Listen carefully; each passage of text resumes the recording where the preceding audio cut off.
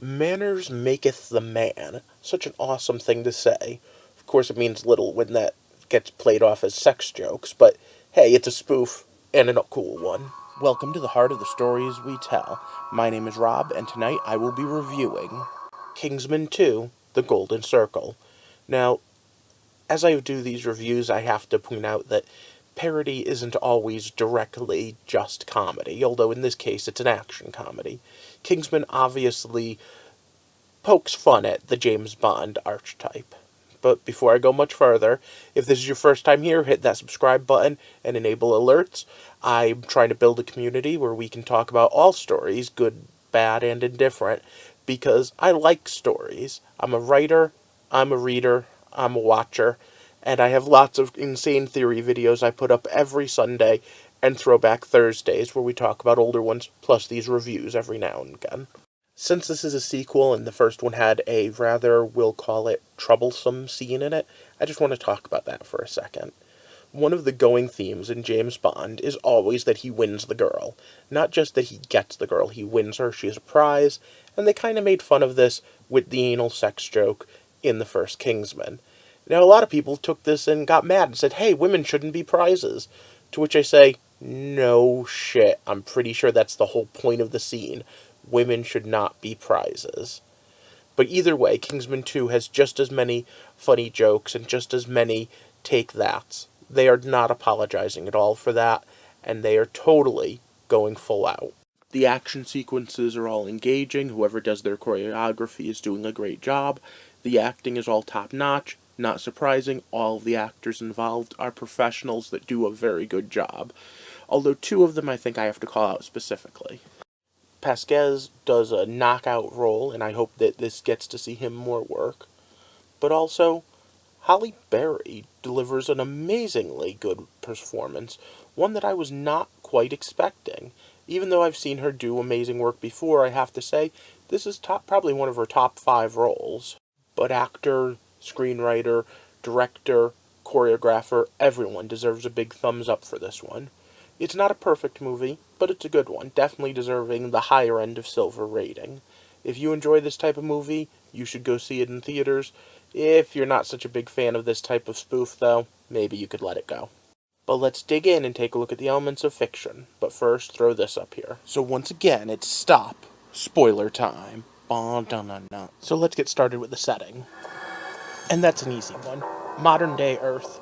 Just a regular world. Except where there's weirdly, very specific, crazy technological things going on. But all in all, it's just a normal spy movie. With characters that are anything but. When I get to the bad, we're going to be talking about characters more. But this movie introduces the statesman, the American brother to the Kingsman. And, well, that's a little odd. We have Halle Berry's character who, like I said, blew me away as Ginger Ale. We then have the fact that she is both a scientist and a possible field agent. We have Senior Agent Whiskey.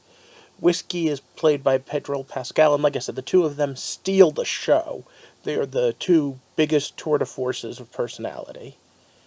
The leader is Champagne. Call him Champ if you know better. And then we have Channing Tatum's character, who is Tequila, who I thought from the commercial was going to be in the movie more, but not so much. He's really just a side note for a future setup. And then we have our villain, Miss Poppy. I'm not quite sure what to make of her. Oh yeah, and then we have Elton John. Can't forget Elton John. He steals the show every time he's on screen. It's a glorified cameo, but he was having fun with it. And then we have our main characters returning. Merlin, Eggsy are the two main ones, since everyone else gets killed. Yeah, we're in spoiler territory. But that's okay, because in a movie where we're supposed to take death to mean something, the guy that got shot in the head last movie, oh yeah, he's back. And the villains spend some time with their henchmen, so we get a little bit of what's going on. I do really like the moment where Poppy names the guy's arm Armageddon. That was funny. But just to take the crude humor up to the next notch, that guy's girlfriend got fingered in order to get tracked. We'll talk in the bad. Let's talk about the plot. Okay, so the plot is linear, but confusing. Poppy here wants to make drugs legal. She wants to do so by poisoning every person who's ever had drugs and then blackmailing the government into making them pay her or making it legal for her to sell her drugs. In order to do this, even though she's targeting America, she targets the Kingsmen as her main opponents. She must not know the statesmen exist. And blows up their base. And that's really like the first 5 minutes, just poof, goodbye Kingsman. And for a Kingsman movie, I mean, I really liked the first one, but again, they don't give any real credit to anyone. Even Eggsy only really survives for a stroke of luck. So then they team up with the statesmen who were the ones who revived Galahad, and then the main movie is trying to track down and stop this whole thing. However, there's a catch. The President of the United States doesn't want to end this. He specifically says, hey, look at that. If everyone that dies, I just won the war on drugs. Our point of view in all of this is mostly Eggsy. Every once in a while we dip into other characters, especially the villain, just to see what she's been up to. But for the most part, we're just following him. Theme and symbolism, though. This could have been a gold. It really could have. Or at the very least an electrum. But we kind of mismatched some of our themes and symbolism here. The American versus the British is a great, funny theme, and Pedro Pascal really drives home exactly how much of a good all-American boy he is. If anything, he does it better than Channing Tatum did, so hats off to him. But at the same time, we get the fact that, for no apparent reason, he's sexist, and with no real character development as towards that. And then we have the fact of the whole plan. The whole, hey, save lives, make drugs legal. Which the movie isn't really sure if it wants to demonize the people on the drugs, or if it wants to say that, hey, they're just good people that ended up in a bad spot. It goes back and forth on this a couple of times, and I'd give them points for being realistic, except nothing else is. So I'm not quite sure what they were going with. Is this spoofing the drug PSAs of like the 80s and 90s and the don't do drugs? Or is this trying to honestly put a spin on this where we should be legalizing? I really was up in the air on that. And then the fact that, on top of that, their theme and symbolism breaks down with the support personnel. Ginger Ale and Merlin are both support personnel. Early in the movie, we get told the only reason Merlin survived is because Poppy doesn't consider support personnel to be as important as actual agents. And then, when Ginger Ale says she wants to be an agent, you kind of get the feeling that they're trying to showcase, hey, other people, the people behind the scene matter. But they undercut that as well. Because you see, Merlin goes out into the field and saves the day as the big damn hero, and dies for the trouble. And of course, by the end, Ginger Ale is a field agent, replacing Whiskey. And then we have Pedro Pascal's character of Whiskey. Is he supposed to be a hero, a villain, a protagonist, an antagonist? Is he supposed to be sympathetic, or is he supposed to just have a whole bunch of kick-the-dog moments? They were all over the place with this one. They didn't know what they wanted. They wanted a complicated hero. Unfortunately, they made it too cut and dry. And you know what? I have to say that somewhere thereabouts, we ended up with the ridiculousness of him getting killed for trying to do what's right in a fight where other people were killing people even though they were trying to do what was right. So, yay for James Bond shades of gray between the Kingsman and the Statesman? I guess?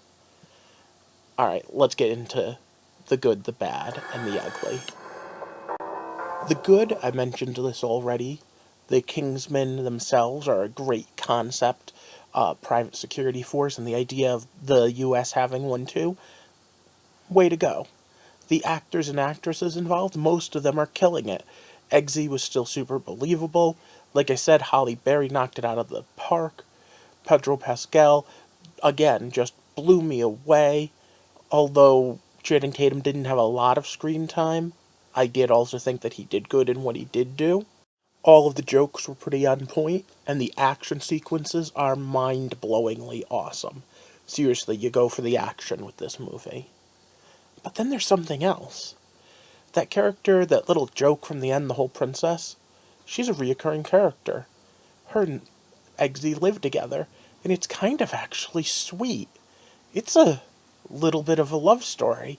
And it even plays with the whole James Bond trope, the whole, well, I have to, sleep with the girl in order to get this to work. So he calls her, and I mean, that whole concept was just brilliant. I really I can't believe it, but it's a good love story in there. And then the bad. The ending was weak. Very Deus Ex Machina-y. And to the point where I sat there and was kind of annoyed at how easy it was for them to just kill Poppy and then boom. And in fact, major character deaths over and over again for no reason. In a series that was supposed to be a more serious take on James Bond, they almost cartoonishly kill people. And for a movie to kill off its main character in one episode just to bring him back in the next with magic nanite technology reeks of bad writing. And that's not even the ugly part yet. The ugly is the award for taking it too far. At first, I thought the contest to try to bang the chick that's got the boyfriend was bad, but then when I realized where the tracking device had to be put, I mean, in a series full of mystical devices, that's what we have to deal with. And I mean, that was very kind of vulgar on the screen even. I give them credit. They wrote it in such a way that it helped with the love story I already complimented, and it pushed the plot forward, and it gave a pretty funny joke at the end. But it was still pretty bad. And then it's how quickly they just give up on these characters. I mean, let's be honest. Whiskey, Pascal, was probably going to be the fan favorite coming out of this. But they killed him, and they killed him in such a way that the magic nanites can't bring him back. And the same with Merlin. I went in wanting to like this movie. I really did.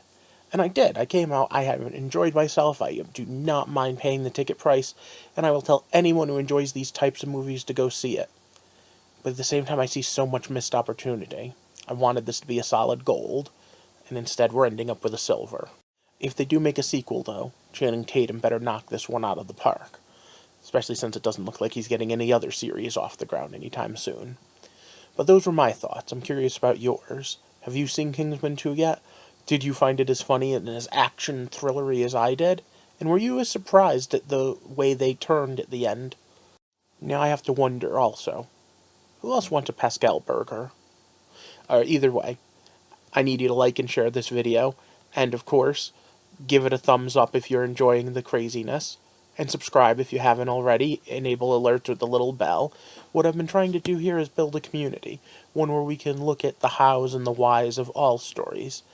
Every Sunday I do a theory video talking about either how or why we tell stories. Every Thursday I do a Throwback Thursday to older ones, and as TV shows and movies comes out, I do reviews like this. Let me know down in the comments what you think, and of course, if you're interested, subscribe and join our little family. For now, I hope you enjoyed the movie, and thank you for walking with me through the heart of the stories we tell.